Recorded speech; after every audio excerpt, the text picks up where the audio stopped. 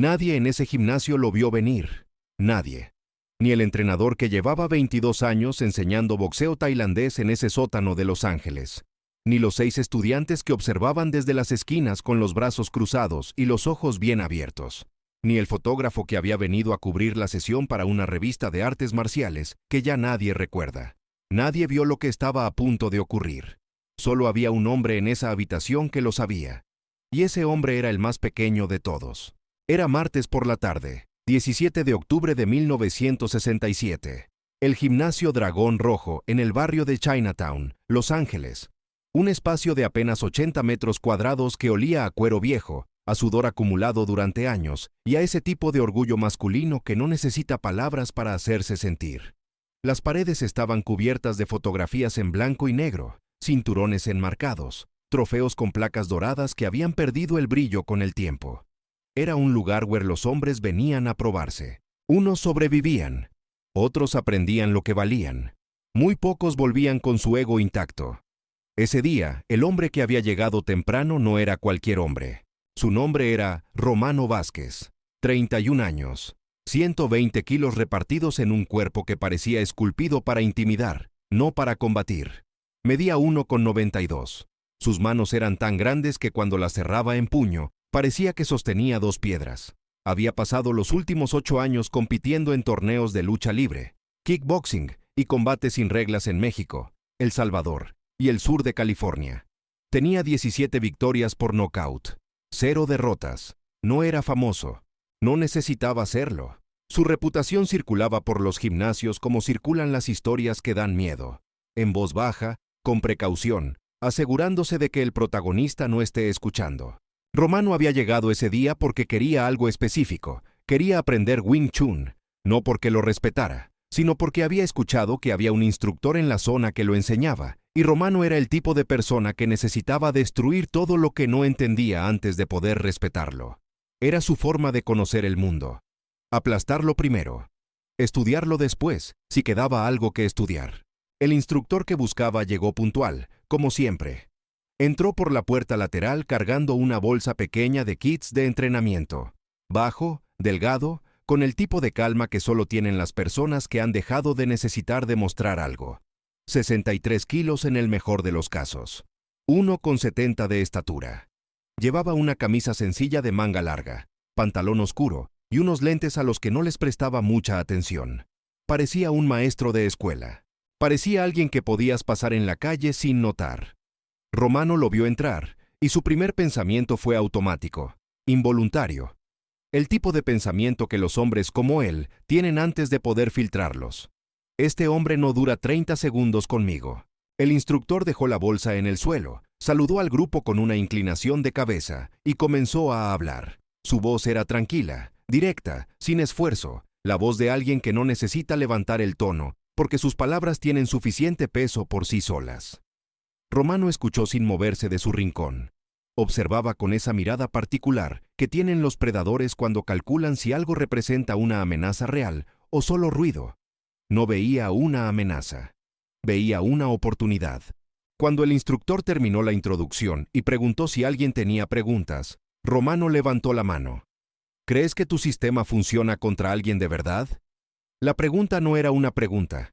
Era una declaración disfrazada. Todos en el cuarto lo entendieron. El instructor lo miró. No con enojo, no con miedo, con algo más difícil de describir, con curiosidad genuina, como si Romano acabara de decir algo interesante en lugar de algo provocador. Depende de lo que entiendas por de verdad. Romano se cruzó de brazos. Alguien como yo, alguien que pesa el doble que tú, alguien que ha dejado inconscientes a 17 personas.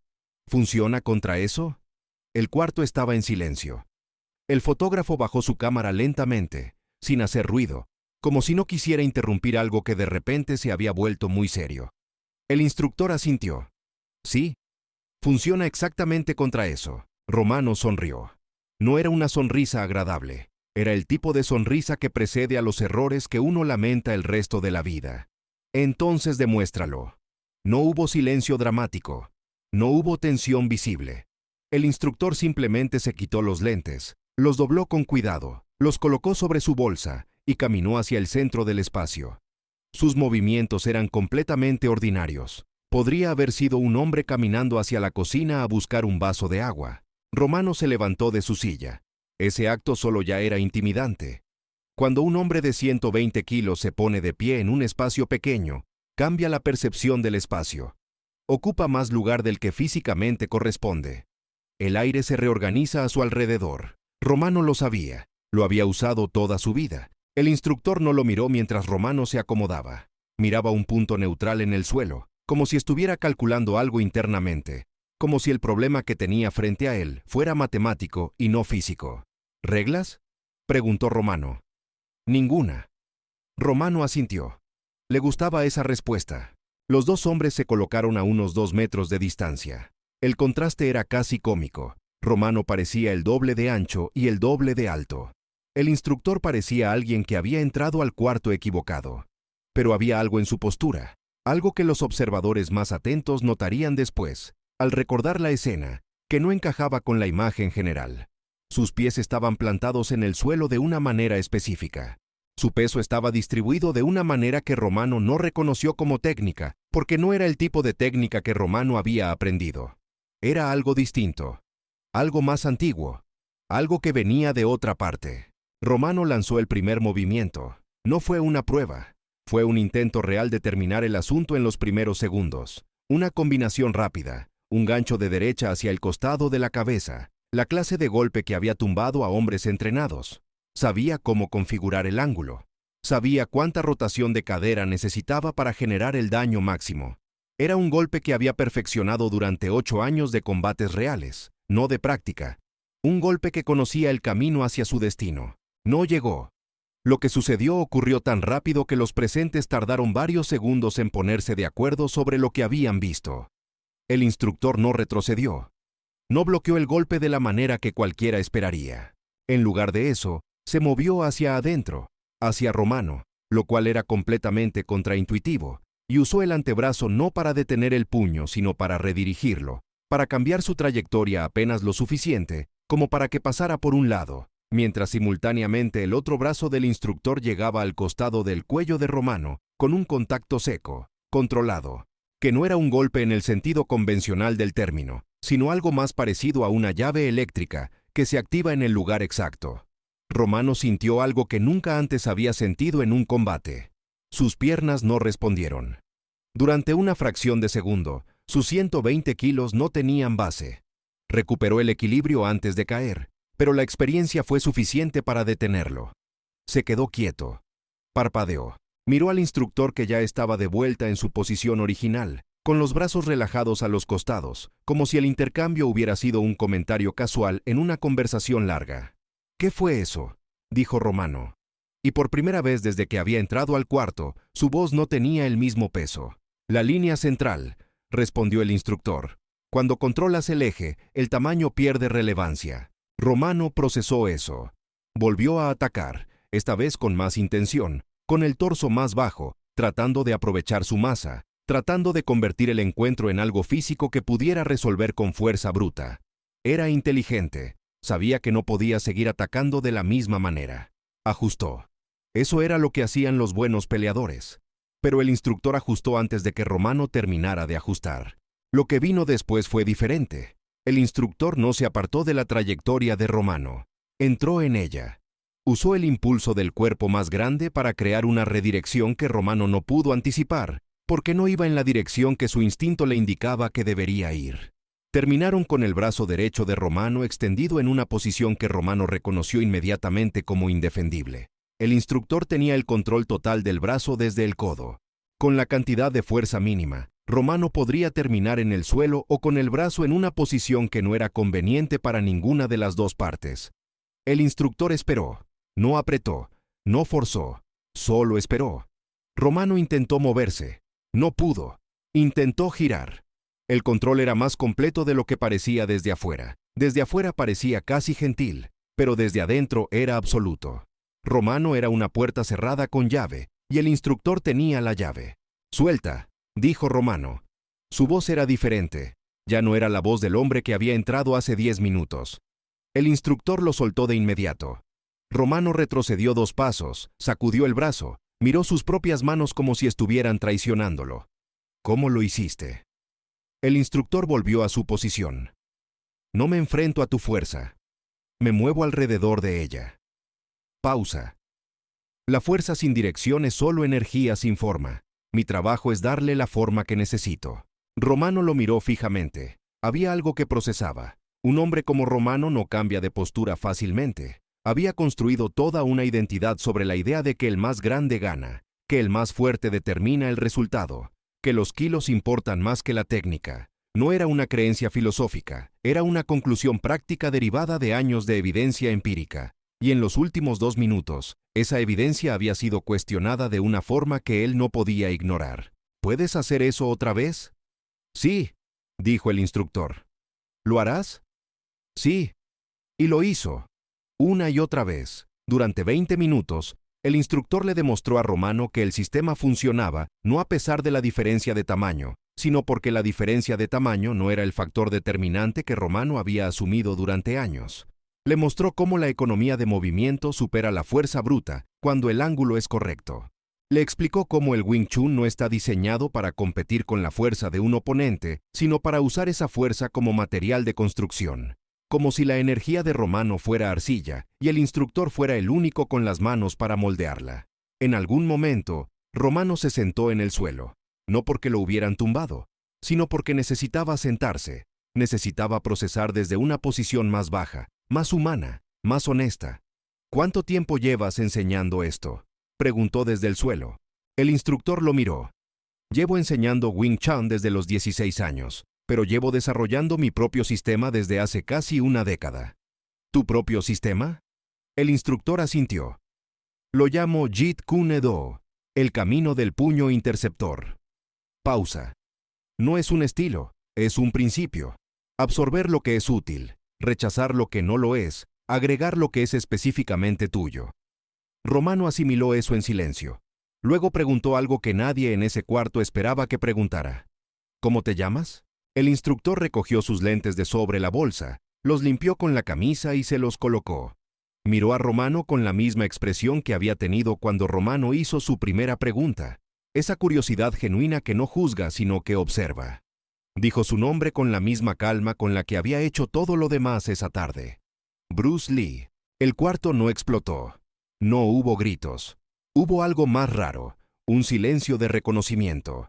El fotógrafo cerró los ojos por un momento. El entrenador que dirigía el gimnasio se apoyó en la pared con una sonrisa pequeña que había estado esperando todo el rato. Los estudiantes en las esquinas intercambiaron miradas que decían todo lo que ninguno dijo en voz alta. Romano abrió la boca. La cerró. La abrió de nuevo.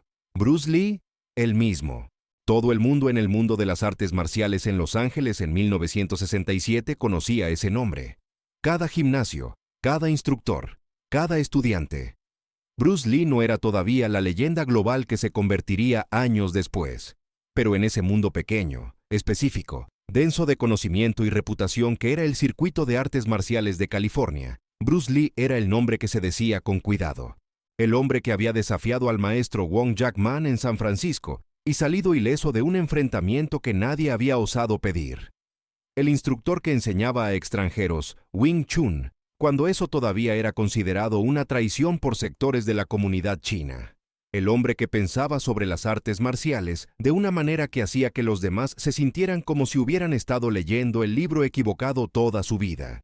Romano había escuchado ese nombre, y en ese momento, desde el suelo de un gimnasio en Chinatown, con el brazo todavía ligeramente dolorido por una técnica que no había podido procesar, y el ego haciendo el inventario silencioso de los últimos 20 minutos, Romano entendió exactamente lo que acababa de hacer.